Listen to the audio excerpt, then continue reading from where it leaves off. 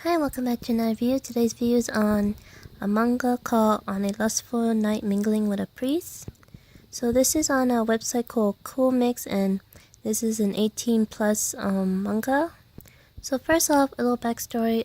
I watch anime my whole life, and the fun thing about watching anime, you get to, I guess, put yourself in a fantasy world, like wishing you were like Sailor Moon saving the world, or having an awesome high school life, which my high school life really sucked, or having psychic powers, or I don't know, just anything in general. Anyways, as you get older, it's kind of harder to relate to anime since most of them are about kids in high school. There has been a few about adults, like Love is Hard for Otakus or MMO Junkies. So I was basically just looking around for a manga to read that's closer to my age. And I had a friend, he kept liking Cool Mix on my Facebook. So I decided to give it a try. I have a pretty good library, but my favorite is, my top favorite is definitely this story, On a Lustful Night Mingling with a Priest. So this one has 60 chapters. By the time you see this video, the 61 chapters will be already out. But basically, this girl Mio and this guy Takehide, they were like high school. They weren't in any classes together, but they were in committees. And Mio, she fell in love with Takehide. He was her first love, and it was a high school reunion, and she went to the high school reunion hopefully to see him again. So he shows up, and she was curious, and someone took off his hat, and she realized he's bald. And then someone mentioned, oh, his home is a temple, so he's a son of a monk, and he's gonna inherit the temple, become a monk. And she thought he could not get married, and he celibated for life. So she gets really depressed and starts drinking really hard, and she starts getting sleepy and getting drunk on the street. And luckily Takehide noticed her and kind of helped her get home. And one thing led to another, and he mentioned monks, they can have relationship, they can get married and have children. So he's a man before he's a monk. So he kind of spent the night with her, but he didn't go all the way. And in the morning, he took her home to his temple and introduced her to his parents as his fiancée.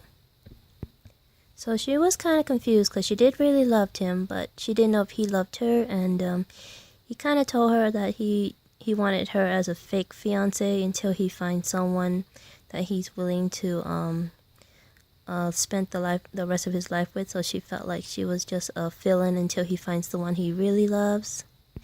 So after a few, I guess, events and interaction and kind of misunderstanding, she finds out that he really did love her, but he didn't want her to go through the same hardship as his mom, because his home is a temple, but she'll accept any hardship just to be with him.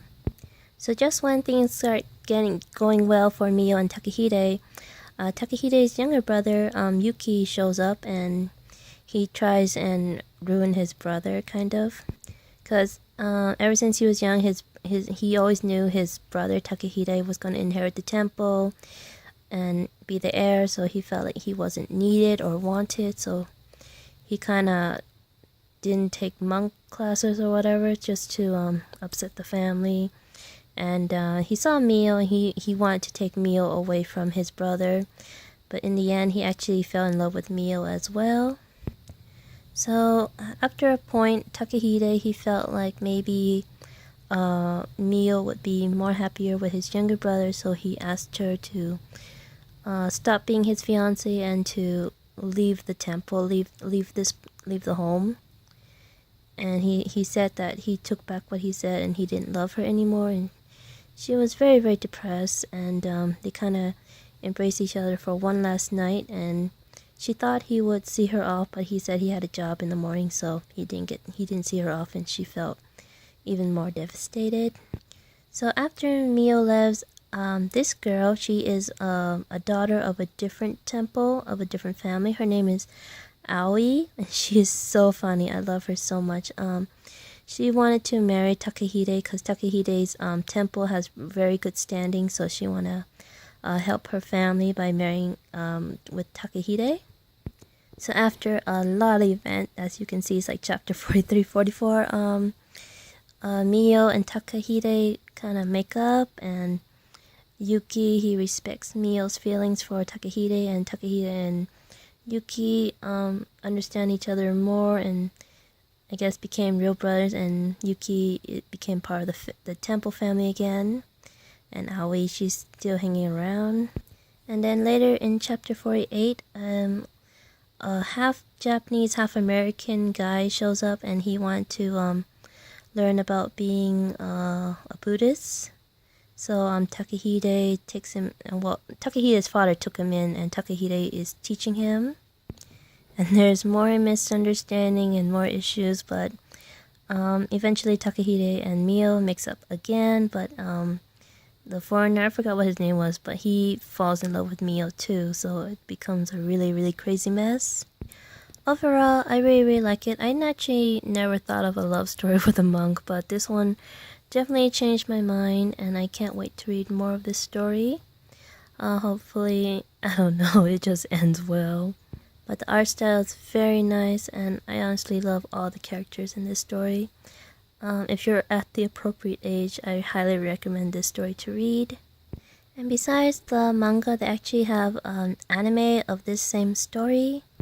The anime is about 4 to 6 minutes each, and they're about 30 tickets, but to me it's really worth it because you get to hear their voices.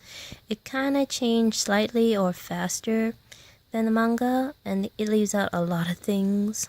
But it definitely focused more on Mio and Takahide, and this one's only like 12 chapters, I guess, and in the end they stayed together permanently, so I figure eventually the manga will be the same.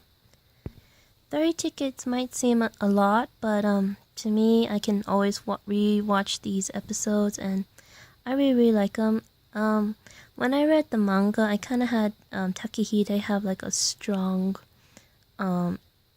masculine voice, but in the anime he has a kind of like a gentleman's voice, kind of soft, so it's really different.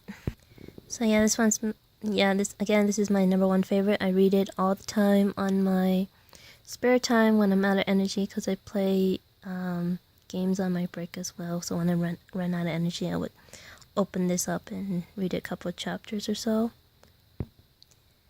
So yeah, well, I hope you liked this video, and I'll see you in the next one. Bye!